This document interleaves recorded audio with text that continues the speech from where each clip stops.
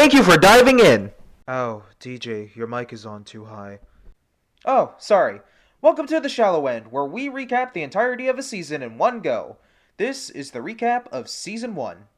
To start off, I have this book that I found in an underwater cave with tales of creatures that may or may not exist. The first story is about two brothers that became cursed fish hybrids by an ocean goddess. They had to live in the ocean but found it was polluted, so they found the goddess and she gave them powers to help her from growing weaker. They trained for a while and then they helped her deal with pollution and pirates. So, the brothers became ocean men and had to live in an octopus's garden until they didn't want to go near the water. Then they found she put a spell on them, but she also gave them powers, making them as strong as titanium. But they still had to train until they felt the eye of the tiger fish. Crazy how this all happened under the sea, but at least they're still standing. For the next story, a man wanted to be a pirate, but was told to be an admiral instead. But later he did so anyway with a crew of his own. In wanting to fulfill one of his childhood dreams, he sought after the pirate queen to find a hidden treasure. But she wasn't too keen on seeing him, so they fought. But in the middle, they were both attacked by a sea beast. They defeat it and sail the seas as friends. I'm really gonna have to stretch this one. So the guy wanted his crew to come sail away with them, and they were able to count on him, but since everybody wanted to rule the world, they had to outshine the others. They found the pirate queen, but she wanted to fight, and the guy was willing to groove with her. The queen was confident she'd win, but the guy didn't believe her. A sea beast came to attack, but combined, a 7-nation army couldn't hold them back, and in the end, they were the champions. The next story is... Hang on, do you have a cold? Your voice sounds wrong. A little bit. Here, have a cough drop. Thank you. Oh, that's better. Now, the next story is about this woman who works at a marine biology lab and worked her way up the ranks until she went on an expedition where she found talking fish that gave her a magic crystal. The woman tested the crystal while surfing to find it controlled the motion of the water. However, her now ex-boyfriend stole it and was planning on using it for cruel experiments. But she stopped him and was gifted the crystal by the same ocean goddess the brothers encountered. The lab she worked for used interns to turn into fish hybrids, and she helped them escape. But it caused a war that she stopped after defeating her now cursed, but much more grotesque, fish hybrid ex. I see. So she started off having bad days, but after her promotion, she went out on an expedition in her yellow submarine to discover the crystal. Too bad she wiped out testing it. She really didn't enjoy it when her ex stole it, hoping it would give him hell, but she wasn't going to take his transgression. She roared up some inner strength to become the hero of the sea. Too bad she didn't save the interns in time, but she still managed to prevent a war. What is it good for, anyway? Her ex did try to stop her, but her new powers had her dancing around him like it was nothing. The next story. Crying. Oh, right. Ahem. The next story is about this alien prince of a feared species that no other species trusts. The prince was heavily influenced by the queen's pacifistic teachings. He didn't want to be cruel like the king, so he rebelled against him. But thanks to bylaws, the prince lost and was set to be banished. But the planet got attacked by another species. The queen of that species captured the prince to kill him, but she later found that the prince was a pacifist and decided to treat him better. The leader of a different species didn't agree and wanted to kill the prince anyway. But thanks to the prince's kindness, he decided to show mercy. But he'd still keep a close eye on him. The prince overthrew his father and became the new king. Okay, how would you do this? So the prince had a hard time growing up as his ideals were frowned upon, so his only friend was darkness.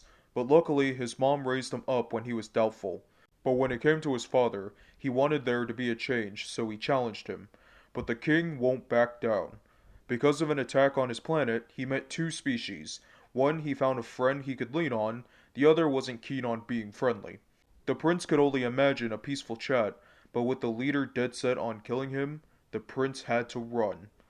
The prince was eventually able to talk things over and get the leader off his back, but the prince swears somebody's watching him constantly. The prince overthrew the king and became the new one, mandating peace throughout the planet, and the old king don't like it. You tried. And now we have Xander. Yep, by the way, you're not real. What? So, I have a story about this Australian guy on an Earth inhabited by elementals, and only he and the rest of his family can copy any other element, making them a powerful family. When he became of age, he and his sister went out on town to see it's a lot less magical than they thought it was. Oh, yeah, and his sister gets shot, causing him to run away in distress. His sister actually manages to recover and goes looking for him to find him in a fight club. He didn't want to go back believing he didn't deserve it, but she managed to drag him back because their dad died and their sleazy uncle took over as head of the house, making advances on their mom. The guy isn't strong enough to fight his uncle, but he manages to defeat him by sharing the family's secret with the rest of the country. But they didn't appreciate it, so they locked his family up and were set to be executed. But his sister breaks him out, and they plan to escape. Oh yeah, and his sister gets shot again, causing him to go into an enraged state which allows him to escape with his dying sister. He goes to a hospital where most of the doctors didn't want to help him, but one nurse did, and it worked. His sister is saved again. Now he, his sister, and the nurse head out of Australia where they meet up with his mom, who managed to escape. Okay, so this guy from a land down under has fancy powers that only his family has. He and his sister went out one day to have the best day of their life. Up until she was hit by. No, she was struck by a bullet. So he left and joined a fight club and knocked people out because his mother raised him to take no nonsense, and that made him undefeated. His sister found him and wanted him to return, and though he was reluctant, she told him the situation the family is in, and that made him carry on back home. While he bested his uncle, it came at the cost of him becoming a renegade for his country. He got thrown into prison with his sister, but she managed to break them out. But after getting shot again, he had to take her to the hospital, and luckily a nurse was willing to help. So she's still staying alive. They were all able to flee Australia, where he was able to leave all of his demons behind. Man, doing this back and forth with this story and choosing songs is tiring. Let's just choose the songs and make a story out of those. Works for me. What do you think, Xander? Xander? Guys, I don't show up again until the final episode. Oh, right. Well, for this new format, my story involves this woman with a daughter, and this guy that she believes is the father, but he swears the kid is not his daughter. She still manages to land a date with him at around 25 or 6 to 4 in Chicago. Too bad he doesn't show up. She left her daughter with her friend, but got some superstition that she might be in danger. And she was right. Her recently deceased ex possessed her friend and stole the daughter. She followed him to his old house that burned down, but every breath she took, she felt him watching her. He wanted to keep the daughter, but she wondered who gave him the right to do that. And luckily, the guy she was into arrived and revealed he was a medium trying to protect her. How convenient. Though he was close to exorcising her ex, it was the weekend of the full moon, growing his power. That was still an unfair choice you made. Oh, save your tears for another day. Anyway, she realized her ex had no power over her, so she finished the exorcism, sucking him back underground. And now, with the daughter all grown up, they all work together as essentially Ghostbusters. Okay, then for my story, it involves this cyborg duke that wants to explore the outside world but finds everyone is cooped up inside playing VR. So after looking through over 1,000 streets, he came to the conclusion that he'll have to go to the developer to get the players to go outside. And he was able to break into the building easily because his parents made him better, faster, and stronger. The Duke begged the developer to free the people from their virtual insanity, and while she was reluctant, the Duke told her to come on and just try.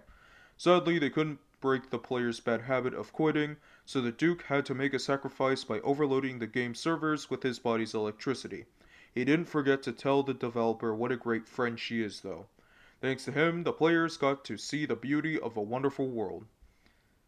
Alright, now our combined show. Isn't this where... Dude.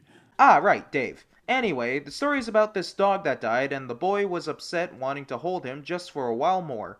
But they sadly had to say so long and good night. But little did they know, the dog was watching over them like a guardian angel. Dude. Well said, Dave. As the dog is watching over the boy steps into a dangerous zone, causing the boy to become possessed by a poltergeist that was feeding off their grief. The dog couldn't get any satisfaction in trying to get rid of it, so the dog had no choice but to whisper gospels into his ear, saying if he loved him, then he has to let him go. helping the boy recover as he accepts in his mind what had happened. Dude. I know, right? So the boy promises to always love him. Dude. Yes, indeed. The boy still misses the dog, but his heart will go on. Dude. The heck are y'all doing? Dave's not here, so this is the best we could do. Oh yeah, now it's our origins. So, I was always fascinated by the ocean. It made my feet unable to stay still. So, I decided to live my life as a diver. Sadly, this meant I was a rather lonely person and I really didn't know where I belonged. In one of my dives, I found the book and realized it was special, so I guarded it. So not only was I lonely, but I was just a poor boy. Nobody loved me. He's just a poor boy from a poor family. Spare him his life from this monstrous DJ. Right, sorry. I was just kinda a floater in life until I got lucky and found you. And I tried really desperately to make friends, and though you tried to escape me in the water, my kryptonite is making rash decisions. And it nearly drowned me, but I was able to move your feet to help me anyway, and now we're best buds. Everything would have been fine if you didn't come along and break reality. I was just letting you feel the magic in the air. In the end, we decided to spend our summer in a new place we haven't seen before. Seeing many new faces that I'm still not sure I wanted to see, but we did anyway. And we prepared to look out into the deep blue one last time. And that does this recap. I'm Xander. I'm Croton. And I'm DJPOOL. This was The Shallow End on BVZ Radio.